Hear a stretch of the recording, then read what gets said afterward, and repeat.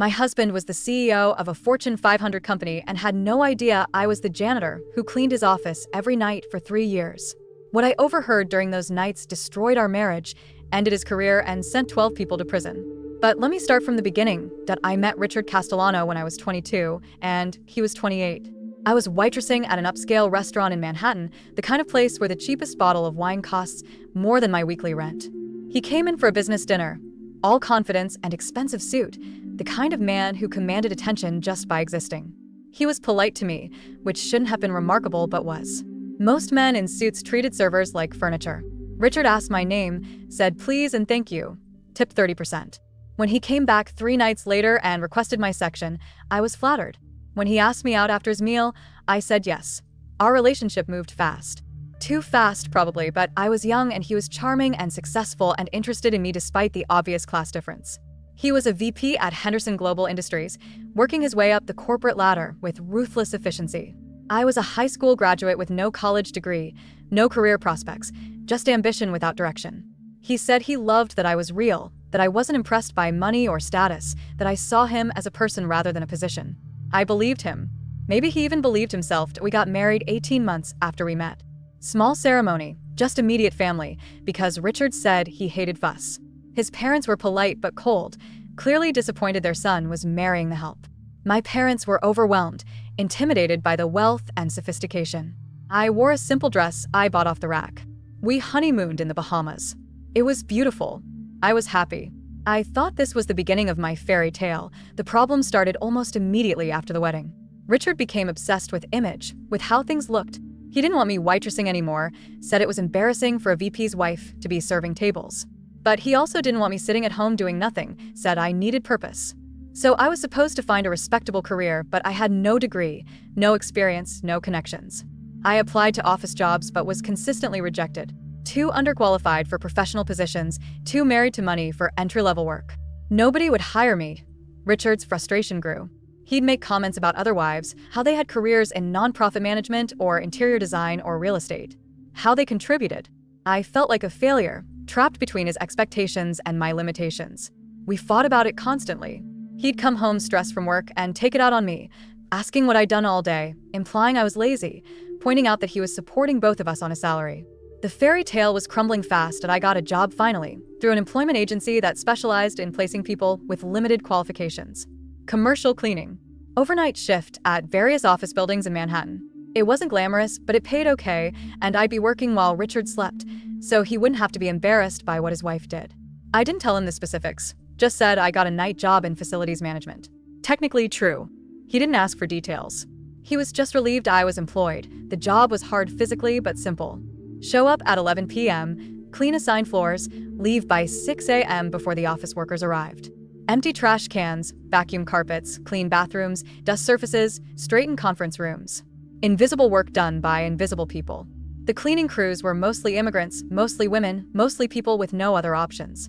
We worked in teams, rotating through different buildings on different nights. Nobody noticed us. We were ghosts moving through corporate spaces, cleaning up after people who'd never know our names. After 6 months, I got assigned to Henderson Global Industries headquarters. Richard's building. My husband's company. I didn't tell him. What would I say? Hey, honey, I'm the person who empties your trash can and vacuums your office? He'd be humiliated. Better to keep it quiet, do my job, collect my paycheck. The building was 40 floors. I was assigned floors 35 to 40, executive territory. I'd be cleaning the offices of Richard's colleagues, his bosses, maybe even Richard's office if he'd been promoted to that level yet. He had been. Richard Castellano, Senior Vice President, 38th floor, corner office. The nameplate gleamed in the fluorescent hallway lighting. I stood outside his door that first night, stomach churning. I'd been in his office before, visited him for lunch occasionally when we were dating, but that was different. Now I was here to clean it, to empty his trash and wipe down his desk and vacuum his carpet. The role reversal was humiliating and somehow appropriate. This was my place in his world. Not partner. Not equal. Janitor. I cleaned his office thoroughly that night, touching his things, seeing his space in a new way. The expensive art on the walls. The photos of us on his desk, me smiling in a silver frame. The leather chair that probably cost more than my car. This was his domain, his kingdom, and I was the invisible servant maintaining it. I felt angry and sad and small, but I needed the job. So I swallowed the feelings, finished the work, moved on to the next office. The second night, I discovered that executives don't actually leave when they say they do. I was cleaning the conference room on 38 when I heard voices. Multiple men, laughing, the sound of liquor being poured. I froze. We were supposed to clean when buildings were empty, but apparently some executives stayed late, having unofficial meetings, drinking the expensive scotch kept in locked cabinets. I should have left, come back later, but I was curious. So I stayed quiet, listening to Richard's voice. I'd know it anywhere. He was talking about a deal, something big, mergers and acquisitions. Other voices chimed in, men whose names I didn't know. They were discussing strategy, numbers, timelines. And then Richard said something that made my blood cold. We just need Henderson to sign off before the investigation starts. Once the merger's done, nobody will be able to trace where the money went. The other men laughed. Someone said Richard was brilliant, that this would make them all rich. They toasted. I stood there in the dark hallway, holding a vacuum cleaner, realizing I'd just overheard something I wasn't supposed to. I didn't know what to do with the information. I didn't fully understand what they were discussing, but I knew it sounded wrong. Illegal, maybe. But what would I say to Richard?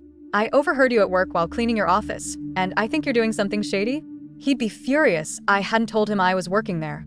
And what if I was wrong? What if it was legitimate business that just sounded bad out of context? I decided to say nothing. Keep my head down. Do my job. Forget what I heard, but I couldn't forget. And I kept hearing things. The executives treated the office like it was empty after 8 p.m., having conversations they'd never have during business hours. I learned that Richard was part of something big, something that involved moving money around, creating shell companies, falsifying reports. I didn't understand all the details, but I understood enough. My husband was participating in corporate fraud, large-scale fraud, the kind that destroyed companies and ruined lives. That I started taking notes, writing down dates, times, who was present, what was discussed. I didn't know why I was documenting it. Some instinct told me I might need evidence someday. I kept a small notebook in my cleaning cart, jotting down details during bathroom breaks. Names. Numbers. Snippets of conversation. It felt dangerous and necessary. I was betraying my husband by documenting his crimes, but he was betraying thousands of employees and shareholders with his actions. Which betrayal was worse? The marriage continued to deteriorate. Richard was rarely home. Claiming work was intense. When he was home, he was distant, distracted, sometimes cruel. He'd criticize my appearance, my intelligence, my inability to socialize properly with his colleagues' wives. I'd gained weight from the stress and the overnight schedule. He pointed it out constantly. Said I was letting myself go, that he was embarrassed to be seen with me. The man who'd loved that I was real now despised that I wasn't polished enough for his image. I should have left him, but I was trapped. No degree, no real career, no family nearby to help. My parents had moved to Florida, retirement on a fixed income. I couldn't burden them. And despite everything, part of me still loved Richard. Or loved who he'd been. Or loved the idea of who I'd thought he was. Love is complicated and stupid and doesn't evaporate just because someone treats you badly. The cleaning job became my escape. At work, I had purpose. I was good at what I did. My supervisor praised me, said I was reliable, thorough, professional. Other crew members liked me. I felt competent there in a way I didn't feel anywhere else in my life. And I was learning things, hearing things, understanding the corporate world from an angle nobody else had. The invisible woman who saw everything. I was cleaning Richard's office one night, around 2 a.m., when I found papers on his desk. Usually he locked everything away, but this night he'd been careless. Documents detailing the fraud scheme. Shell companies in the Cayman Islands. Money being siphoned from employee pension funds. False reports being filed with the SEC. Bribes to auditors. The scope was staggering. This wasn't just a little creative accounting. This was massive, systematic theft that would destroy the company when it inevitably collapsed. That I took photos with my phone. Every page, every document. My hands shook the whole time. If Richard came back, if someone caught me, I'd be fired at minimum, maybe arrested. But I kept shooting, kept documenting. Some instinct told me this was important, that these documents were evidence of something too big to ignore. When I finished, I put everything back exactly as I'd found it. Richard would never know I'd been there, seen that, captured it all on my phone, that I didn't sleep that day. I stayed up researching securities fraud, SEC violations, whistleblower protections. I learned that what Richard was doing could result in decades in prison, that Henderson Global Industries could collapse entirely, that thousands of employees would lose their jobs and pensions. And I was married to one of the architects of this disaster. I was implicated by association. Unless I spoke up, Unless I became a whistleblower before everything imploded, but speaking up meant destroying Richard, ending my marriage, possibly putting myself in danger if these men were as ruthless as they seemed. It meant admitting I'd been working as a janitor in his building, which would humiliate both of us. It meant choosing justice over loyalty. The decision paralyzed me. I kept going to work, kept cleaning, kept documenting, kept hoping somehow there was a way out that didn't require me to blow up my entire life. Richard got promoted. CEO. Henderson died of a heart attack, and the board elevated Richard to replace him. There was a huge celebration, press releases, articles in business publications about the young visionary leader. I attended the company party as his wife, wearing a designer dress he'd bought me, smiling for photos, playing the role of supportive spouse. People toasted him, called him brilliant, said the company's future was bright under his leadership. I smiled and nodded and felt sick. The fraud was about to accelerate. Richard now had complete control. The marriage became unbearable. Richard was never home. When he was, he treated me like an inconvenience. We stopped having sex months earlier. He criticized everything about me. My appearance, my conversation, my existence. I suspected he was having an affair, but didn't have proof. I was lonely and miserable, and trapped in a life I didn't recognize. The only bright spot was my work, where I was anonymous and competent and learning more every night about the massive fraud my husband was perpetrating. That I heard him on the phone one night around 1 a.m. I was cleaning the executive bathroom, and he was in his office, door open, talking loudly. He was fighting with someone, voice angry. He was saying the timeline needed to move up, that the auditors were asking questions, that they needed to complete the final transfers and get out before everything collapsed. He said they had maybe 3 months before the whole thing blew up. He said they just needed to get their money secure and let the company burn. Thousands of employees would lose everything, but Richard and his co-conspirators would be rich and untouchable. I recorded the conversation on my phone, added it to the growing collection of evidence I'd gathered over 2 years of cleaning his office.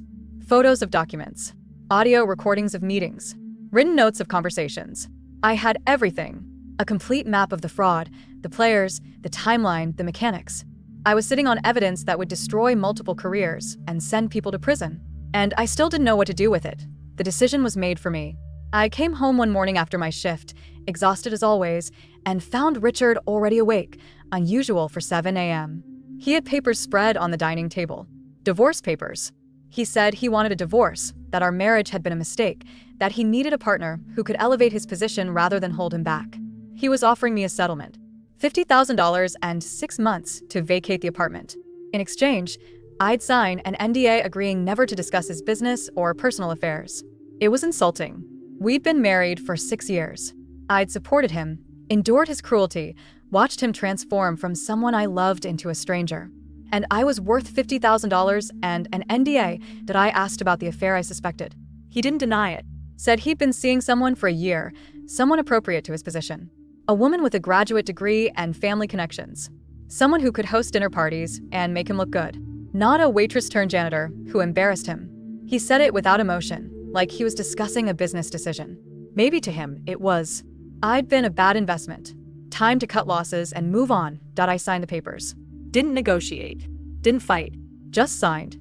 Richard looked relieved. Said I was being mature about this, that he'd expected more drama. He said the divorce would be finalized in 90 days, that I should start looking for a new place immediately. He'd already packed some of my things. I could see boxes in the corner of our bedroom, my life reduced to cardboard and tape. He said he had to get to work, that he trusted I'd be moved out when he returned. Then he left. Went to the office to commit more fraud while discarding his wife like outdated furniture. I sat in that apartment for hours, staring at the divorce papers. $50,000 to disappear quietly. To let Richard move on with his perfect life and perfect new woman and massive illegal fortune. To let thousands of employees lose their pensions while Richard lived in luxury. The choice was obvious now. No loyalty to protect. No marriage to preserve. Just evidence and anger and a clear path forward. I called the SEC that afternoon. Got transferred around, finally reached someone in the enforcement division. I told them I had evidence of massive securities fraud at Henderson Global Industries. The agent was skeptical until I started describing specifics. Shell companies, falsified reports, missing pension funds. His tone changed.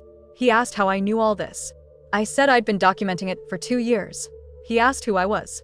I told him I was married to the CEO. I was also the janitor who cleaned his office every night. There was a long pause. Then he asked if I could come in immediately. I said yes, that I brought everything. The photos, the recordings, the notes. Boxes of evidence accumulated over 2 years of invisible work. The SEC agents couldn't believe what they were seeing. The scope, the detail, the documentation. One agent said it was the most comprehensive fraud case he'd seen in 20 years. They asked why I'd waited so long to come forward. I said I'd been hoping I was wrong, that the man I married wasn't really capable of destroying thousands of lives for personal gain. But I wasn't wrong. And now that he was divorcing me anyway, I had no reason to protect him. The investigation moved fast. The SEC coordinated with the FBI. They obtained warrants based on my evidence. They raided Henderson Global Industries headquarters on a Tuesday morning, 3 weeks after I'd filed for divorce. Federal agents swarming the building, seizing computers and documents, arresting executives. Richard called me from custody, furious, demanding to know if I'd done this. I told him yes. He screamed that I destroyed him, that I was a vindictive bitch, that he'd make sure I got nothing in the divorce. I hung up. I didn't owe him explanations or emotional labor anymore. The media coverage was massive. Fortune 500 CEO arrested for massive fraud. Billions stolen from employee pensions. Shell companies exposed. The whistleblower's identity was protected initially, but it leaked eventually. CEO's wife was the janitor who brought him down. The headlines practically wrote themselves. I became famous in that awful way where everyone knows your business, has opinions about your choices, reduces you to a soundbite. Some people called me a hero. Others called me a traitor. I was just a woman who documented crimes and reported them. Richard and 11 other executives were indicted on multiple counts. Securities fraud, wire fraud, conspiracy, money laundering. The trials took years. I testified at all of them, recounting what I'd seen and heard during those nights cleaning their offices. Defense lawyers tried to discredit me, called me a scorned wife seeking revenge. But the evidence was irrefutable. Photos of documents, recordings of conversations, financial records that proved exactly what they'd done. The juries convicted on most counts. Richard got 18 years in federal prison. Others got similar sentences. The company collapsed, just as they'd known it would. Thousands of employees lost their jobs. But the seized assets were liquidated and used to partially restore the stolen pensions. Not full restitution, but something. The employees sued in civil court and won additional damages. Richard's personal fortune, the money he'd stolen, was confiscated. The apartment, the cars, the offshore accounts, all seized. He lost everything. The divorce was finalized while he was in custody awaiting trial. I didn't get $50,000. I got half of the legitimate marital assets, the things he'd earned before the fraud. About $200,000. I used it for down payment on a small apartment and to pay for college. At 28, I started working toward the degree I should have gotten at 18. Better late than never. College was hard. I was older than most students, working part-time to supplement my savings, dealing with the aftermath of being the infamous janitor whistleblower. But I was also free. No Richard criticizing me. No marriage to maintain. No cleaning job where I heard things I couldn't unhear. Just classes and homework and slowly building a life I actually wanted. I majored in accounting with a focus on fraud examination. Seemed appropriate given my history that I graduated 4 years later with honors. Got recruited by a firm that specialized in forensic accounting. They valued my unique perspective, my ability to see things others missed, my understanding of how invisible people can access information nobody thinks to protect. I was good at the job. I'd been trained by the best, after all. Years of documenting fraud in real time, learning the mechanics, understanding how criminals thought. That experience was worth more than any textbook. Richard wrote me letters from prison. At first they were angry, blaming me for his incarceration, calling me names, threatening to make my life difficult somehow from behind bars. I didn't respond. Later the letters changed tone. Apologetic, reflective, claiming he'd had time to think about what he'd done, saying he understood why I'd turned him in. Still I didn't respond. He didn't deserve my forgiveness or my emotional energy. He'd made his choices. I'd made mine. We were done. I met someone eventually. Marcus, a lawyer who worked white-collar criminal defense, ironically. We met through work, became friends first, then something more. He knew my history, knew I'd brought down my CEO husband, and he didn't treat me like I was damaged or infamous. Just someone who'd done the right thing in impossible circumstances. We dated for 2 years before he proposed. I said yes. We got married at City Hall, just us and 2 witnesses. No white dress, no fancy ceremony.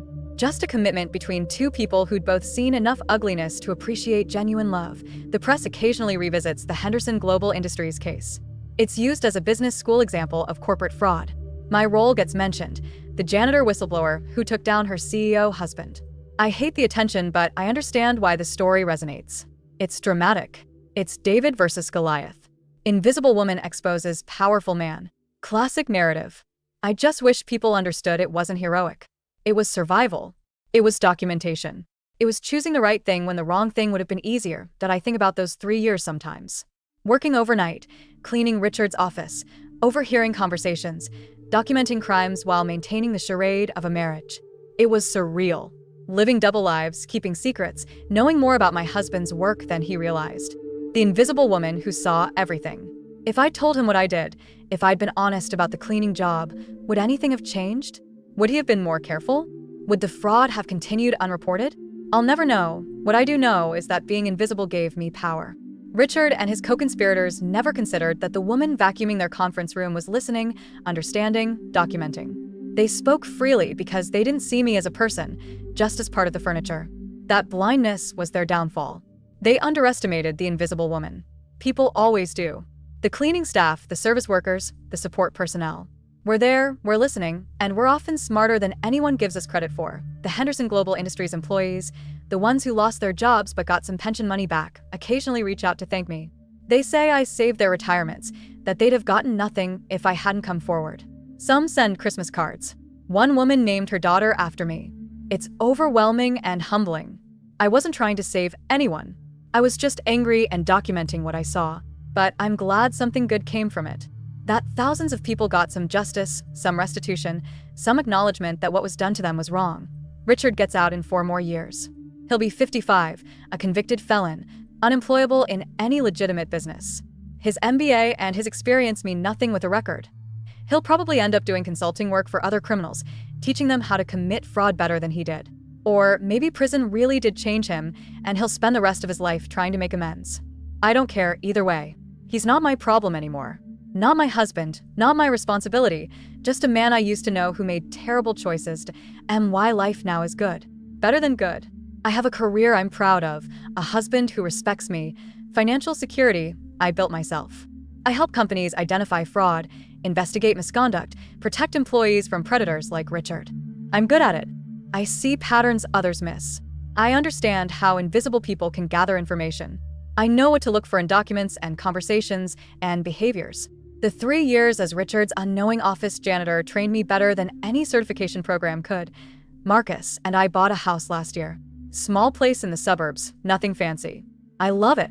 It's mine in a way the expensive apartment with Richard never was. My name on the deed, my furniture, my choices. No one criticizing my decorating or pointing out my failures. Just home. Safe space. Marcus does the cooking because he's better at it. I handle the finances because I'm better at that. We're partners. Equals. The way marriage should be, but rarely is that we're talking about kids. I'm 38 now, so if we're going to do it, we need to decide soon. The idea terrifies me. Bringing a child into a world where people like Richard exist, where invisible workers are taken advantage of, where trust gets weaponized. But Marcus is patient with my fears. He points out that we can teach our kids to see people, all people, as valuable, to notice the invisible ones, to treat everyone with dignity. Maybe that's enough. Maybe raising good humans in a world full of bad ones is how we make things better. I don't regret what I did. People ask me that sometimes in interviews or speaking engagements. Do you regret turning in your husband? The answer is no. I regret marrying him. I regret not seeing who he really was sooner. I regret working as his janitor without his knowledge instead of just leaving the marriage. But turning him in? No. He was hurting people. Stealing from people who'd worked their whole lives. Destroying a company and thousands of livelihoods for personal gain. Someone had to stop him. It happened to be me because I was there, because I was invisible, because I documented what I saw. The cleaning company I worked for doesn't exist anymore. It folded after the scandal, probably because too many clients worried about janitors listening to their conversations. A few of the women I worked with stayed in touch. We get coffee sometimes, trade stories about our lives now. Most moved on to other cleaning jobs. One went back to school like I did. Another started her own cleaning business, does well for herself. We're all just women who did hard work for low pay while being treated as invisible. Except we weren't invisible. We saw everything. If I could tell my 22-year-old self anything, it would be this. Don't marry the man in the expensive suit just because he's charming and you're flattered by the attention. Don't confuse financial security with emotional safety. Don't tie your worth to someone else's opinion of you. And if you do make those mistakes, don't compound them by staying too long. Leave when you first realize something's wrong. Trust your instincts. Document everything. And know that being invisible sometimes means you're the only one who can see the truth. The fairy tale, I thought I was getting turned into a nightmare. But I survived it. More than survived. I documented 3 years of corporate fraud while cleaning my CEO husband's office.